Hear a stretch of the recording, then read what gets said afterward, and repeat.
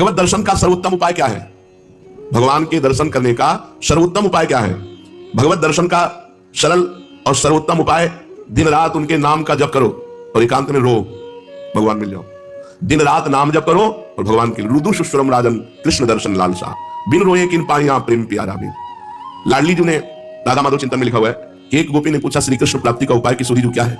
तो किशोरी जी ने कहा हमने तो केवल आंसुओं को ही समझा है, केवल आंसुओं को ही समझा है प्रीतम की प्राप्ति का उपाय। जो रो रो करके नाम जप करता है, पुकारता है, रोता है, भगवान उसको दर्शन देते हैं। दूसरे नंबर की बात है कि तुम दर्शन के लिए व्याकुल कितना हो। जब तुम्हें न खान पान अच्छा लगे, न सोना अच्छा लगे, कुछ अच्छा ही न लगे, इतनी व्याकुलता कि जीना भी अच्छा नहीं लग रहा।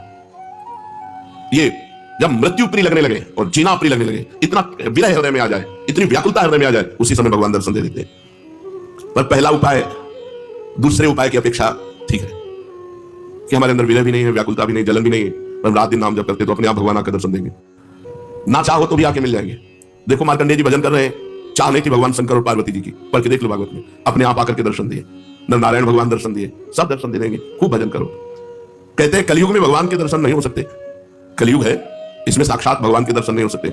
मेरा दृढ़ विश्वास है कि इस युग में भगवान के दर्शन पहले युगों से सरलता से होते हैं। 10,000 वर्ष एक पैर के अंगूठे के बल खड़े होकर दोनों हाथ उठा के, जो हम लोग 1 मिनट नहीं कर सकते, पैर के अंगूठे के बल खड़े होकर दोनों हाथ उठा 1 मिनट नहीं कर सकते, वो 10,000 वर्ष मंत्र जपते हुए तब कहीं करदम जी को भगवान का दर्शन हुआ था। यहां 10,000 वर्ष है ही नहीं जिंदगी में, 70-80 वर्ष के खेल है हमारा। इसमें अगर हम निरंतर नाम जप कर लें तो बिना किसी तपस्या के भगवान के दर्शन हो जाएंगे। कह रहे मेरा विश्वास है कि इस कलयुग में भगवान के दर्शन बहुत सरल है, सहज है, पहले युगों से भी। अन्य युगों के महापुरुष चाहते हैं कि कलयुग में मेरा जन्म हो जाए, थोड़े प्रयास से भगवान के दर्शन, रात दिन नाम, थोड़ा प्रयास, 10,000 वर्ष वाला प्रयास, और 80 साल के हैं, 80 में 20-30 वर्ष तो सोने के रख लो, क्योंकि अधिकतर बाल्यावस्था ऐसी चली गई। अब जवानी में अगर होश आ जाए, नाम जप कर लो, किसी से भगवत प्राप्ति हो जाएगी। ऐसा रोज आने लगता है कि आज भगवान मिलेंगे, आज भगवान मिलेंगे। जब भजन परिपूर्ण होने लगता है, भगवान को मिलना होता है, तो हृदय से लगता है आज भगवान मिलेंगे, आज भगवान, आप तो पक्का मिलेंगे। भगवान मिल जाते हैं। भगवान फिर कोई ना कोई रूप रख करके आते हैं और वो अनुभव कराते हैं, मैं हूं, देखो मैं हूं। अपने को तो अन्य रूपों की बात क्या, साक्षात रूप में भगवान शंकर काशी के घाटों में आए, पर ये बस था भूख प्यास रहते हुए, आज भगवान मिलेंगे, आज भगवान मिलेंगे, आज पक्का मिलेंगे। दोपहर की तपती हुई भूमि, जो पूरे घाटों में कोई व्यक्ति न दिखाई दे, नंगे पैर, हाथ में त्रिशूल लिए हुए, जटाओं का, अरे दौड़ पड़े, साष्टांग दंडवत। अब उस आनंद का क्या वर्णन, बस उन्होंने भी एक उंगली उठाई थी, बस जिन्होंने सत्संग में पीछे भी बताया, एक उंगली उठाई थी, बोले कुछ नहीं थे। वे एक है, बस एक है, अनेक कोई नहीं, अन्य कोई नहीं। जो किसी की निंदा करता है वो भी अज्ञानी है, अन्य की निंदा नहीं। यहाँ तो पापी की भी निंदा नहीं की गई है। ये क्रूरापि पापिनो न च सताम संभास दस्यासे सर्वान् वस्तुतया निरीक्ष परम स्वाराद्य बुद्धिर्मम। मेरा दृढ़ विश्वास है कलयुग में थोड़े ही भजन से भगवान का साक्षात्कार हो जाता है, क्योंकि अल्पायु है हम लोगों की। भगवान के दर्शन कैसे होते हैं? कैसे कैसे कैसे भगवान के दर्शन होते हैं? जब से, तब से, बड़ी बड़ी साधनाओं से भगवान के दर्शन होते हैं। कैसे होते हैं? भगवान मेरे हैं और बस मुझे मिलना है, मुझे प्रिया से मिलना है, मुझे प्रभु से मिलना है, बस। बहुत सरलता की बात है। भगवान मेरे हैं। जितना मां से प्यार है, जितना बहन से प्यार है, जितना शरीर से प्यार है, जितना पुत्र से प्यार है, उतना भगवान से प्यार हो जाए, भगवान मिल जाएंगे। उनको तो थोड़ा भी प्यार दे दो तो मिल जाएंगे, पर थोड़ा भी प्यार नहीं है, कैसे भगवान मिले? कौन भगवान से मिलना चाहता है? किसको व्याकुलता हुई? कौन रात भर जगह भगवान से मिलने के लिए? कौन कई दिन भूखा रहा भगवान से मिलने के लिए? ये बातें हैं। सबकी ममता ताग बटोरी, मम पद मन ही बांध बटोरी। अब प्रभु के सिवा मेरा कोई नहीं, मेरे तो गिरधर गोपाल, दूसरों न कोई, हृदय व्याकुल है प्रभु के मिलने को। इतनी तक तो पहुंचना ही नहीं पड़ता, इसके पहले ही हृदय और मानस में छाने लगते हैं। साक्षात्कार तो अपने आप हो जाता, इतना नहीं पहुंचना पड़ता। मारो नहीं, सहज सरल आनंद, व्याकुलता आनंद भरी, और उतने में आप थोड़ा करके देखो आपकी भावना में आते हैं कि नहीं प्रभु। अभी देखो आप जितना भजन करते हो उतनी भावना में आते हैं कि नहीं? देखो आप, तो वैसे आपकी भावना के सामने है। जब गाढ़ भावना हो जाएगी तो आपसे बात करने लगेंगे। वो है कोई कण ऐसा नहीं जाना हो, तो जब आप भावना कर रहे हैं तो आपकी भावना में जो झांकी आई वो आए हैं प्रभु। वो केवल पूरी भावना नहीं है। क्या साधना करते करते साधन के बल से भगवान मिल सकते हैं? नहीं। आप कुछ साधना कर रहे हो, साधना का आपको बल है, उससे भगवान मिल जाएंगे? नहीं, उसका फल मिलेगा आपको, तप लोक, महालोक, जनलोक, ब्रह्मलोक और भी, लेकिन भगवान नहीं मिलेंगे। भगवान का मिलने का एक ही उपाय है कि वो कृपा कर दे, वो कृपा कर दे। कोई साधक चाहे कि अपने तपोबल से, अपने साधना के बल से भगवान को बांध के सामने खींच के लाए, ऐसा कोई तपस्वी नहीं पैदा हुआ, ऐसा कोई साधक नहीं पैदा हुआ। कितना भी साधन किया जाए, कितना भी योग किया जाए, परंतु भगवान के दर्शन सिर्फ भगवान की कृपा से होते हैं। वो देखकर द्रवित हो जाए कि बहुत तप कर रहा है, बहुत साधन कर रहा है, थक गया है, अब द्रवित होकर भगवान दर्शन दे रहे। लेकिन कोई अपने तपोबल से, कोई ये कि मैं साधना कर रहा हूं, भजन बल से भगवान को अधीन कर, ऐसा नहीं कर सकता। वो जब भजन करते हुए दैन्य भाव, तो भगवान द्रवित हो गए और वो दर्शन दे दिए। क्या जैसे हम दो मित्र मिलते हैं ऐसे भगवान से मिलकर वार्तालाप कर सकते हैं? हाँ, अवश्य। यदि आपके अंदर भगवान से प्रेम उदय हो चुका है तो भगवान आपसे दो मित्रों की तरह एकांत में मिलकर परस्पर वार्तालाप कर सकते हैं। बिल्कुल, इच्छा जगाओ, मिलने की इच्छा जगाओ। जब एकांत में भक्त और भगवान बातें कर रहे हैं तो दूसरा देख सकता है, दूसरा सुन सकता है? नहीं। मतलब यही बैठकर भगवान से बातचीत हो रही हो, तो जैसे नारायण स्वामी थे, तो भाग तो भाग, कितना भागेगा, और कपड़ा समेट के पीछे भागते, लोग कहते कोई नहीं समझे, बाबा पागल हो गया। कुसुम सरोवर तक दौड़ के आते, फिर लौटते, फिर मुखारबिंद तक दौड़ के जाते, फिर वहां। जब प्रेमी जनों ने पूछा तो बोले हमारी उसकी छुआछुई हो रही, वो देखो सामने दौड़ रहा है, मैं उसे पकड़ रहा हूँ। लेकिन सबको लगता कि पागल हो गए हैं क्या, दौड़ रहे हैं, भाग तो कितना भागेगा, आज मैं पकड़ के छोड़ूंगा, और सामने कोई है नहीं, तो लोग पागल ही तो समझते थे। तभी भक्तों को एक पागल संज्ञा दे दी जाती है। श्री भगवान यदि भक्त से मिलकर बातचीत कर रहे हैं और भगवान चाह ले कि हमारे और भक्त के दर्शन करके हमारे और भक्त की बात सुन ले, तो सुन लेगा, अन्यथा समाज में भगवान मिलकर चले जाएंगे और वो नहीं जान पाएगा। भगवान कृपा कर दे कि इसको मेरे दर्शन हो जाए, मेरी भक्त की बातचीत सुनाई दे, तो वो सुनने में दूसरा सामर्थ्य नहीं है कि वो भगवान और भक्त की वार्ता को सुन सके या देख सके, जबकि प्रकट में होगी पर वो सुन नहीं पाएगा, देख नहीं पाएगा। भगवान मिलने वाले हैं, कैसे पता चलेगा? उसके पूर्व की स्थिति क्या होती है कि अब भगवान मिल जाएंगे, बस अब पक्का। भगवान के साक्षात्कार के पहले उसे स्वप्न में भगवान मिलेंगे, स्वप्न में भगवान का आना होगा, फिर वो बैठे बैठे दिव्य प्रकाश उसके झलकने लगेगा, वो प्रकाश में भगवान की झांकी करेगा, जिसको साक्षात्कार होना, साक्षात स्वप्न में भगवान के दर्शन होना। ऐसा नहीं कि कोई फोटो के दर्शन हो, स्वप्न में ऐसा कि हम देख रहे हैं, बातचीत कर रहे हैं भगवान से। जागृत में बैठे बैठे दिव्य प्रकाश उसी में भगवान दिखाई दे रहे हैं, वो भगवान से बातचीत कर रहा है, ये पहली स्थिति होगी। फिर साक्षात भगवान प्रकट होकर उसे दर्शन देंगे। प्रकाश के अगर दर्शन नहीं हुए तो भगवत दर्शन का भी अधिकारी नहीं। स्वप्न दर्शन के बाद भी दिव्य प्रकाश उसके नेत्रों के सामने छाया है, हर समय ललित त्रिभंगी मूर्ति सामने विराजमान है। भगवान की दिव्यता को सहन करने के लिए वो प्रकाश दर्शन आवश्यक है, इसलिए पहले भगवान प्रकाश दर्शन देते हैं। स्वप्न दर्शन ऐसा नहीं कि कोई चित्रपट के दर्शन किए या तीर्थ स्नान स्थान के दर्शन किए या कोई श्री विग्रह के मान लिए भगवत दर्शन, नहीं, साक्षात जैसा जागृत जैसा स्वप्न में दर्शन। फिर जागृत अवस्था में प्रकाश दिव्य तेजो पुंज में भगवान का भाव, क्योंकि भगवान के दर्शन की दिव्यता को सहने की सामर्थ्य आनी चाहिए, नहीं तो तेज सहन नहीं कर पाएगा।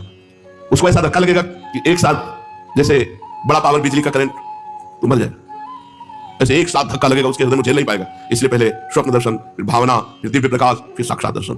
साक्षात दर्शन ऐसे भगवान के ऐसे कोई जिसको समझाने के लिए बिजली का भारी करंट मार दिया जाए झटके में, बस ऐसे भगवान अनंत सामर्थ्यशाली। कहते हैं तुम घर सजाओ भगवान आएंगे, हाँ तो मन का घर, ये बाहर वाला घर सजाने से नहीं, बाहर आप सजा दो लीपोत के, तो भगवान यहाँ मन रूपी घर को, मन से संसार रूपी कूड़ा निकल जाए, दैवी संपदा आ जाए, मन मंदिर बना लो, मन सजा लो, मन के दुर्गुण हटा लो, मन को संसार से खाली कर दो, भगवान आ जाएंगे।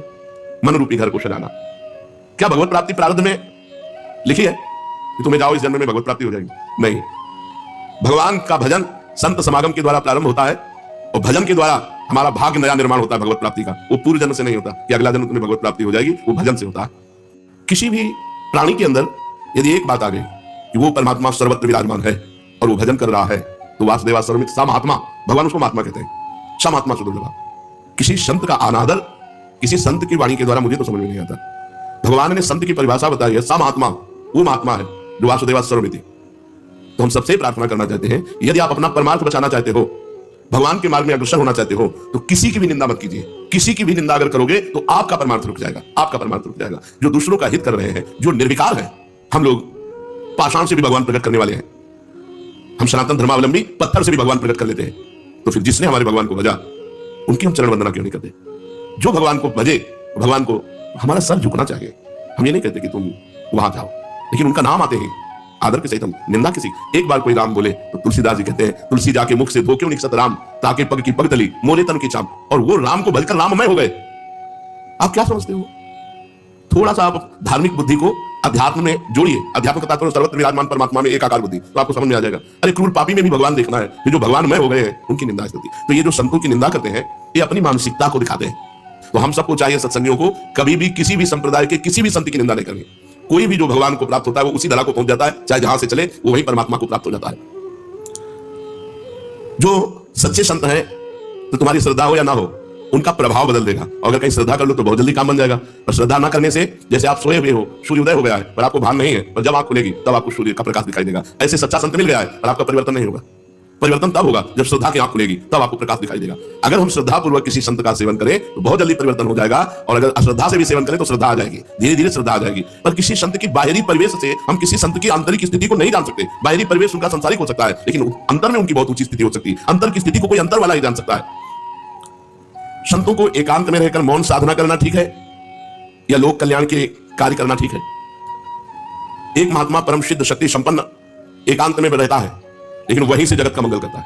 सर्वे भवन्तु सुखिनः, सर्वे सन्तु निरामयाः, सर्वे भद्राणि पश्यन्तु मा कश्चित् दुःखं भाग्। उसकी इतनी जोर की ऊर्जा शक्ति होती है, पूरे संसार के कल्याण करने के लिए उनके शरीर से परमाणु निकलकर जगत मंगल करते रहते हैं। अगर ऐसे संत ना होते ना, तो जितना पापाचरण हो रहा है ना, तो भस्म हो जाए।